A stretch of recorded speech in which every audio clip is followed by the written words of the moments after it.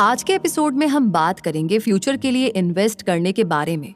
आपने इन्वेस्टिंग के बारे में तो सुना ही होगा। इन्वेस्टिंग पैसे बढ़ाने का एक बहुत ही अहम और बेहतरीन तरीका है। ये हमारे पैसों को धीरे धीरे बढ़ाता रहता है। इन्वेस्ट करने से टाइम के साथ आप हाई रिटर्न्स कमा सकते हैं। इन्वेस्टिंग आपको एक फाइनेंशियल सिक्योरिटी भी प्रोवाइड करता है, क्योंकि ये आपकी घर खरीदने, बच्चों की एजुकेशन, रिटायरमेंट वगैरह के लिए बहुत बचत करता है।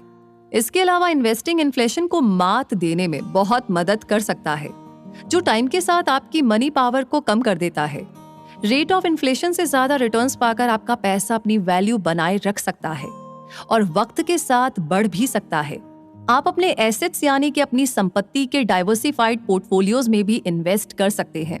यानी अगर आप अपने पैसे अलग अलग जगह इन्वेस्ट करते हैं तो इससे रिस्क कम हो जाता है और मार्केट के उतार चढ़ाव से बचने में हेल्प भी मिलती है।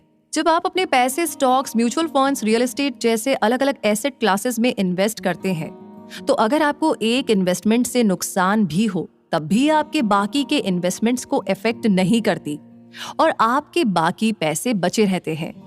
घर के डाउन पेमेंट के लिए सेविंग्स करने में इन्वेस्टिंग या निवेश जैसी चीज बहुत मदद करती है। अब आपको लगेगा कि यार मेरे पास तो इतने पैसे ही नहीं है कि मैं इन्वेस्ट करूं, लेकिन यही तो मजे की बात है कि आप 100 रुपए जैसी छोटी सी रकम से भी इन्वेस्टमेंट यानी कि निवेश शुरू कर सकते हैं और समय के साथ साथ आप अपनी इन्वेस्टमेंट की रकम को बढ़ा भी सकते हैं ताकि आपको और ज्यादा रिटर्न्स मिले।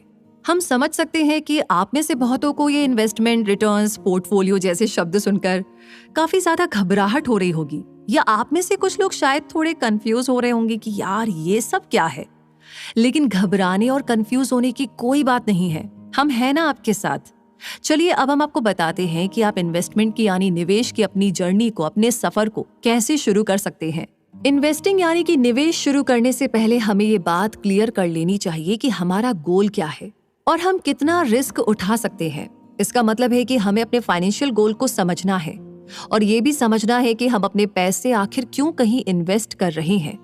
अब आपके केस में यहाँ आपके इन्वेस्टमेंट का गोल है अपने घर के डाउन पेमेंट के लिए पैसे जुटाना, और क्योंकि अभी आपकी सैलरी बहुत ज्यादा नहीं है तो आप कोई भी लो रिस्क इन्वेस्टमेंट से अपनी शुरुआत कर सकते हैं। लो रिस्क निवेश यानी अगर मार्केट डाउन हुआ तब भी आपको बहुत ज्यादा नुकसान नहीं होगा। इन्वेस्टिंग शुरू करने से पहले जितना हो सके उतना इन्वेस्टिंग के बारे में जानें। अलग अलग तरह के निवेशों और उसके प्रोसेस के बारे में जानने के लिए आप किताबें, आर्टिकल्स और ब्लॉग्स पढ़कर आप अपनी नॉलेज को बढ़ा सकते हैं। आप इसके बारे में हमारी एप्लीकेशन पे जान सकते हैं। पर्सनल फाइनेंस में आपकी मदद के लिए कुकू एफएम पे कई सारी ऑडियो बुक है। अब एक अच्छी रिसर्च के बाद आप ये डिसाइड कर सकते हैं कि आपके लिए कौन सी इन्वेस्टमेंट सबसे अच्छी रहेगी। अगर आप स्टॉक्स और म्यूचुअल फंड्स में निवेश करना चाहते हैं तो आपको एक डीमैट और ट्रेडिंग अकाउंट खोलना पड़ेगा। डीमैट अकाउंट वो होता है जहां आपके खरीदे गए शेयर्स जैसे म्यूचुअल फंड्स, बॉन्ड्स, ये सब एक डिजिटल फॉर्मेट में जमा होते हैं, और ट्रेडिंग अकाउंट स्टॉक मार्केट में शेयर्स खरीदने और उसे बेचने में आपके काम आता है। आप ये अकाउंट किसी बैंक, ब्रोकरेज फर्म या ऑनलाइन ट्रेडिंग प्लेटफॉर्म जैसे ज़ीरोधा, शेर खान, अपस्टॉक्स पर बना सकते हैं। जैसे कि हमने पहले भी बात की कि इन्वेस्टमेंट शुरू करने से पहले आपको अच्छी रिसर्च करने की बहुत जरूरत है। इन्वेस्टमेंट्स करने के क्या ऑप्शंस मौजूद हैं, आप कैसे अपना पोर्टफोलियो बढ़ा सकते हैं, यानी आप किस तरह के अलग अलग इन्वेस्टमेंट कर सकते हैं। हमें इन्वेस्टमेंट के काफी फैक्टर्स पर भी ध्यान देने की जरूरत है, जैसे हिस्टोरिकल परफॉर्मेंस, यानी मान लीजिए अगर आप कोई स्टॉक खरीदना चाहते हैं तो उस स्टॉक ने पिछले 1 साल में मार्केट में कैसा परफॉर्म किया, क्या उस स्टॉक की वैल्यू बढ़ी या कम हुई, इन सब पर गौर करना जरूरी है। इसके अलावा एक पर्टिकुलर इन्वेस्टमेंट की फीस और एक्सपेंसेस क्या है, मतलब एक इन्वेस्टमेंट को शुरू करने में आपके कितने पैसे खर्च होंगे, और इन्वेस्टमेंट के मैनेजमेंट और रिस्क फैक्टर्स को भी ध्यान में रखना बहुत जरूरी है। अब क्योंकि किसी भी तरह से इन्वेस्टमेंट से कोई ना कोई रिस्क फैक्टर तो जुड़ा ही होता है, तो इसके लिए हमें ऐसे इन्वेस्टमेंट स्ट्रैटेजीज की जरूरत है जिसमें आपको हाई रिटर्न्स भी मिले और रिस्क भी मिनिमाइज हो सके। तो चलिए ऐसी कुछ स्ट्रैटेजीज के बारे में जानते हैं। कम रिस्क में हाई रिटर्न्स पाने का सबसे पहला तरीका है पोर्टफोलियो डाइवर्सिफाई करना, जिसके बारे में हम पहले ही डिस्कस कर चुके हैं। स्टॉक्स, बॉन्ड, रियल एस्टेट जैसे एसेट क्लासेस में इन्वेस्ट करके अपना पोर्टफोलियो बढ़ाने से रिस्क को कम करने में मदद मिल सकती है। आप किसी एक क्लास में अलग अलग कंपनीज में इन्वेस्ट करके भी अपना पोर्टफोलियो डाइवर्सिफाई कर सकते हैं। जैसे कि अगर आप स्टॉक में इन्वेस्ट करना चाहते हैं तो आप एक साथ 2 कंपनीज के स्टॉक्स में इन्वेस्ट करके भी अपना पोर्टफोलियो बढ़ा सकते हैं। आप ब्लू चिप स्टॉक्स में निवेश करके भी रिस्क को मिनिमाइज कर सकते हैं।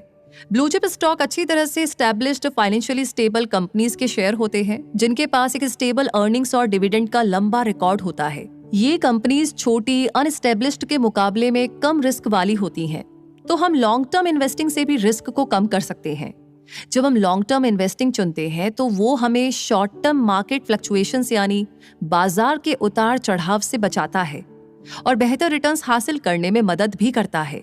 कम से कम 10 सालों के लिए किया गया लॉन्ग टर्म इन्वेस्टमेंट बेहतर माना जाता है। इन्वेस्टिंग शुरू करने का सबसे अच्छा तरीका है SIPs और SWAS।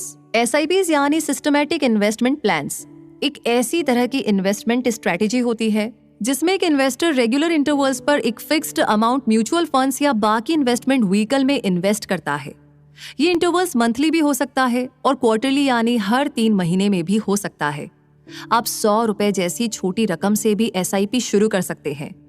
म्यूचुअल फंड्स में इन्वेस्ट करने के लिए SIP सबसे पॉपुलर तरीका है क्योंकि आपको एक डिसिप्लिन्ड और रेगुलर इन्वेस्टमेंट के जरिए आपके इन्वेस्टमेंट गोल तक पहुंचने में मदद करता है। SIPs बहुत ही फ्लेक्सिबल भी है क्योंकि आप जब भी चाहे इसे बंद भी कर सकते हैं और मॉडिफाई भी कर सकते हैं।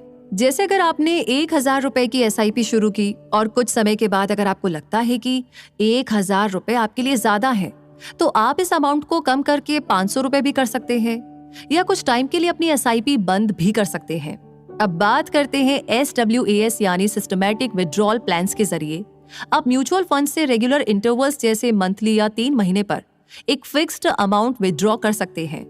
ये रेगुलर इनकम कमाने का एक और तरीका है और जरूरी नहीं है कि आपको अपने इन्वेस्ट किए हुए पुराने पैसे निकालने हैं। आप अपनी जरूरत के हिसाब से पैसे विड्रॉ कर सकते हैं और इसकी फ्रीक्वेंसी यानी पैसे कब निकालने हैं ये भी आप डिसाइड कर सकते हैं और ये सारे पैसे आपके बैंक अकाउंट में जमा हो जाते हैं।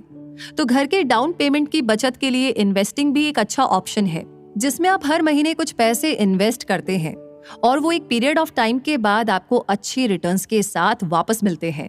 और आप अपने इन्वेस्टमेंट्स को मॉनिटर भी कर सकते हैं, यानी आप ये भी टाइम टू टाइम चेक कर सकते हैं कि मार्केट के हिसाब से आपके इन्वेस्ट किए हुए पैसों की वैल्यू क्या है।